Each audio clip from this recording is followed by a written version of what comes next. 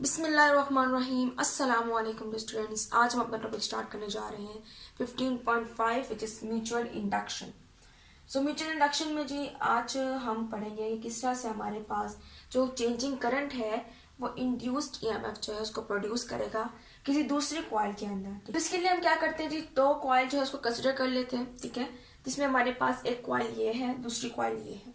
जो हमारे पास ये वाली कॉइल है ये हमारे पास अटैच हुई हुई स्विच के साथ, ठीक है, जो क्लोज या ओपन हो सकता है। इसके अलावा बैटरी के साथ अटैच हुई हुई है और रियोस्टेट के साथ, ठीक है। अब रियोस्टेट का क्या काम है, हमें पता है कि रियोस्टेट जो है वो यूज होता है टू चेंज करंट। अब हम करंट को रियोस्टेट से किस तरह चेंज कर सकते हैं, हम रेजिस्टेंस चेंज कर सकते हैं। हम रेजिस्टेंस के जरिए से क्या करेंगे, इधर रियोस्टेट की मदद से करंट चेंज करेंगे, ठीक है। क्योंकि फॉर एग्जाम्पल अगर हमें करंट ज्यादा चाहिए तो हम रेजिस्टेंस कम कर देंगे तो हमारे पास करंट ज्यादा होगा, ठीक है। इधर अगर हम रेजिस्टेंस को ज्यादा कर देंगे तो हमारे पास जो करंट है वो क्या होगा, कम फ्लो होगा। तो इधर हमारे पास रियोस्टेट भी हमने क्या किया हुआ है, इसके साथ अटैच किया हुआ है और इस कॉइल को हमने नाम दे दिया प्राइमरी कॉइल का, ठीक है। ये हमारे पास कौन सी कॉइल है, प्राइमरी कॉइल। दूसरी कॉइल हमारे पास है सेकेंडरी कॉइल और ये सिर्फ गैल्वानोमीटर के साथ क्या हुई, अटैच हुई। क्या होगा जी, जैसे ही हम इस स्विच को क्या करते हैं जी, क्लोज करते हैं, तो हमारे पास क्या होगा, पूरा लूप जो है वो क्या हो जाएगा, क्लोज हो जाएगा, सर्किट क्लोज हो जाएगा। और इस केस में जब हम बैटरी से करंट जो है प्रोवाइड करेंगे तो हमारे पास क्या होगा जी, यहाँ से रियोस्टेट से रेजिस्टेंस से होता हुआ हमारे पास जो करंट है वो उसके अंदर फ्लो करना शुरू करेगा।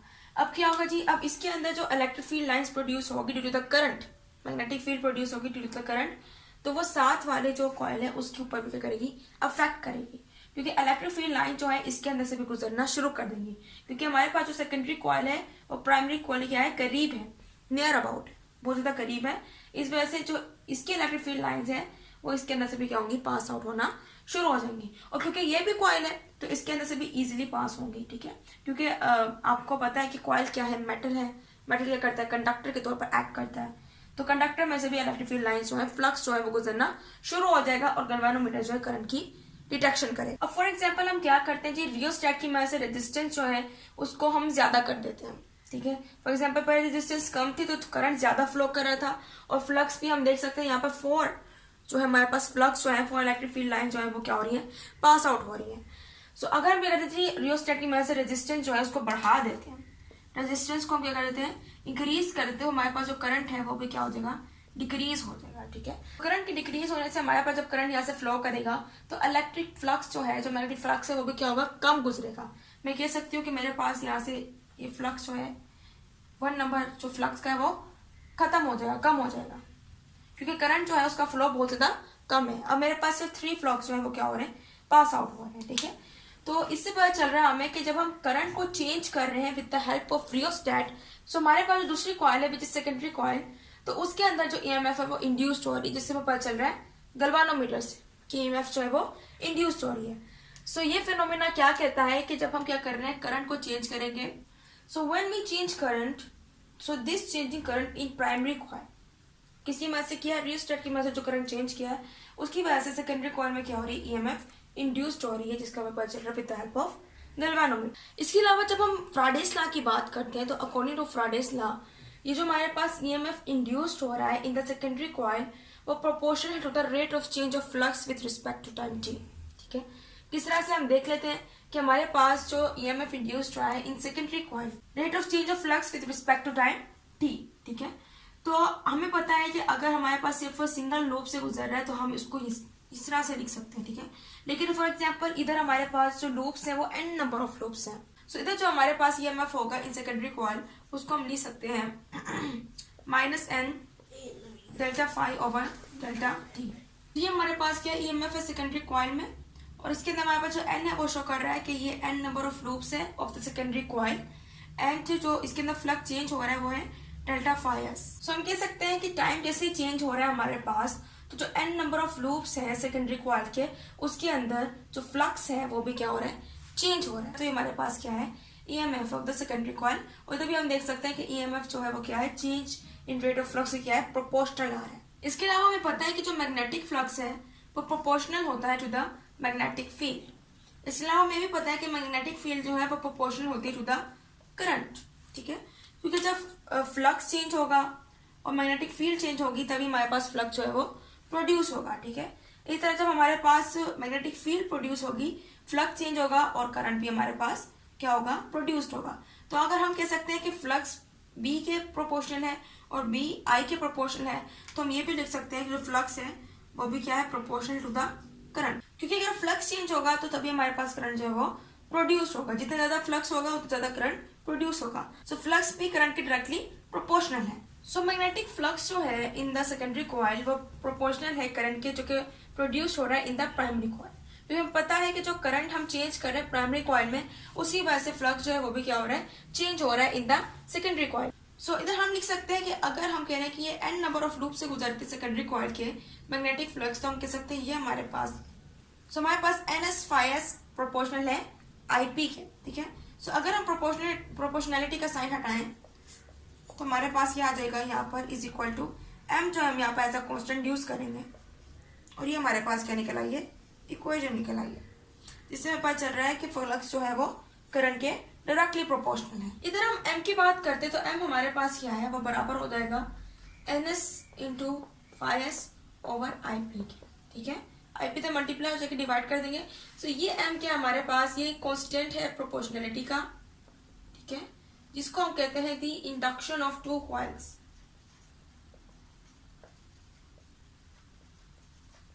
Induction of two coils. अब हम बात करते हैं जी इंडक्टर की। इंडक्टर क्या होता है, इस एक्सपेरिमेंट में हमने यूज किया है एक जगह इंडक्टर और एक जगह कंडक्टर। किस तरह से, हमारे पास जो कंडक्टर होता है, ये भी बात करते हैं जी सोलेनॉइड की।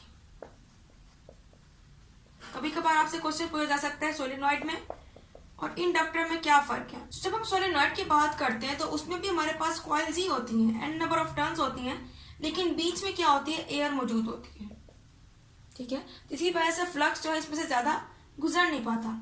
लेकिन जब हम इंडक्टर की बात करते हैं वो भी कॉइल्स ही होती हैं, एन नंबर ऑफ कॉइल्स होती हैं, लेकिन इसके दरमियान में एयर मौजूद नहीं होती है, बल्कि मेटल कोर मौजूद होते हैं और मेटल कोर इधर एब्सेंट होते हैं, इधर प्रेजेंट होते हैं।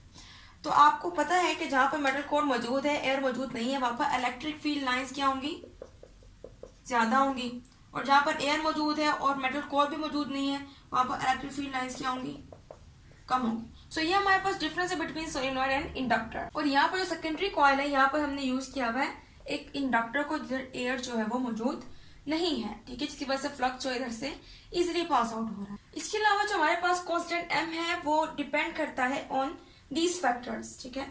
नंबर 1 पे हमारे पास है नंबर ऑफ कॉइल्स, नंबर 2 पे एरिया, नंबर 3 पे क्लोजनेस, नंबर 4 पे कोर मटेरियल।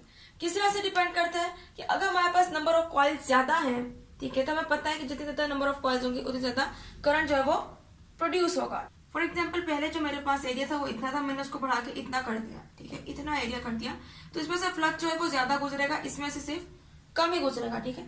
तो एरिया पे भी डिपेंड करता है, क्लोजनेस पे डिपेंड करता है, ठीक है। अब ये हमारे पास क्लोज थे, नियर अबाउट थे, इसी वजह से फ्लक्स जो है वो सेकेंडरी कॉइल में इजीली पास आउट हुआ, ठीक है। अगर मैं इसको उठा के यहाँ पर रख देती तो फ्लक्स जो है इधर पास नहीं होता। इसके अलावा ये डिपेंड करता है कोर मटेरियल पे। हमने कहा कि यहाँ पर हमने कोर मटेरियल जो है यूज किया है, ठीक है। अगर कोर मटेरियल जो हमारे पास कोई अच्छा नहीं होगा, ठीक है, मिनिमम लेवल का होगा, तो उसमें ज्यादा कैपेबिलिटी नहीं होगी कि वो ज्यादा ज्यादा फ्लक्स उसको पास आउट कर सके, ठीक है। तो कोर मटेरियल जितना ज्यादा अच्छा होगा उतना ही ज्यादा हमारे पास ईएमएफ भी क्या होगा, इंड्यूस्ड होगा। So M which is induction of two coils, ये डिपेंड करती है अपॉन दीज 4 फैक्टर्स। और ये आपके पास एक शॉर्ट क्वेश्चन भी आ सकता है। अब लास्ट टाइम हमने ये इक्वेशन निकाली है, ठीक है। अब हम सेकेंडरी कॉइल में जो हमारे पास ईएमएफ पास हुआ था, उसको हम देखते हैं कि वो हमारे पास क्या था। वो था हमारे पास ns into delta phi s over delta t. अब इधर आप देख रहे हैं कि ns और फाई एस, इसकी वैल्यू हमारे पास निकली हुई है MIP, ठीक है। सो इधर हम क्या कर सकते हैं, इसकी वैल्यू पुट कर सकते हैं। किस तरह से, डेल्टा हमारे पास, अगर हम चाहे इसको यहाँ बाहर भी लिख सकते हैं, ठीक है, और इधर जो वैल्यू है MIP की वो हम क्या कर देंगे, पुट कर देंगे। सो ईएमएफ जो सेकेंडरी कॉइल में हमारे पास क्या निकल आएगा, delta into MIP over delta T. EMF हमारे पास क्या निकल आएगा, एम हम यहाँ पर पुट कर देते हैं, ठीक है। इसके अलावा हमारे पास delta I P over delta T, ठीक है। सो ये हमारे पास क्या निकल आई है, सेकेंडरी कॉइल में ईएमएफ निकल आई है, जिससे पता चल रहा है कि क्या है, proportional at the rate of change of current. So इधर हमें पता चल रहा है कि ईएमएफ जो प्रोड्यूस हुई थी इन द सेकेंडरी कॉइल वो क्या है, proportional at the change in the current, ठीक है। जो करंट टाइम के साथ चेंज हो रहा है प्राइमरी कॉइल में, ठीक है, उसी क्या है, प्रोपोर्शनल है। यहाँ पर हमारे पास माइनस साइन जो है वो क्या कर रहा है, ये डिनोट कर रहा है कि हमारे पास डायरेक्शन ऑफ ईएमएफ क्या है। और अब अगर हमें एम की वैल्यू फाइंड करनी है तो हमारे पास जो माइनस साइन है हम इसको क्या कर देंगे, इग्नोर कर देंगे, ठीक है। सो एम हमारे पास क्या निकल आएगा, ये हमारे पास ईएमएफ था सेकेंडरी कॉइल में, delta T over delta I P, ठीक है।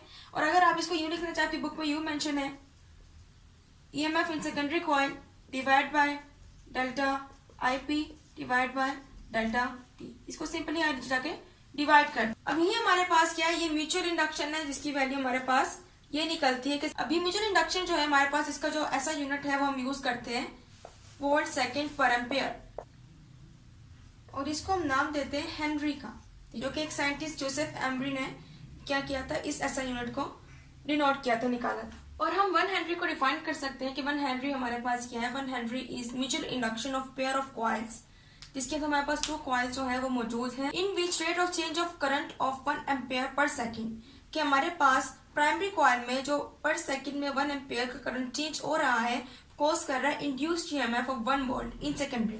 उससे क्या हो रहा है, सेकेंडरी कॉइल में ईएमएफ जो है 1 वोल्ट की वो इंड्यूस्ड हो रही है। सो हमारे पास volt second per ampere means के जो हमारे पास करंट है वो चेंज हो रहा है इन टाइम एस सेकेंड्स, और वोल्ट जो है 1 वोल्ट का हमारे पास ईएमएफ जो है वो इंड्यूस्ड हो रहा है। सो ये था आज का हमारा लेक्चर। उम्मीद है आपको लेक्चर समझ आया होगा। इंशाल्लाह अगले लेक्चर में मजीद जो टॉपिक्स हैं उनको हम स्टडी करेंगे। सो तब तक के लिए अल्लाह हाफिज।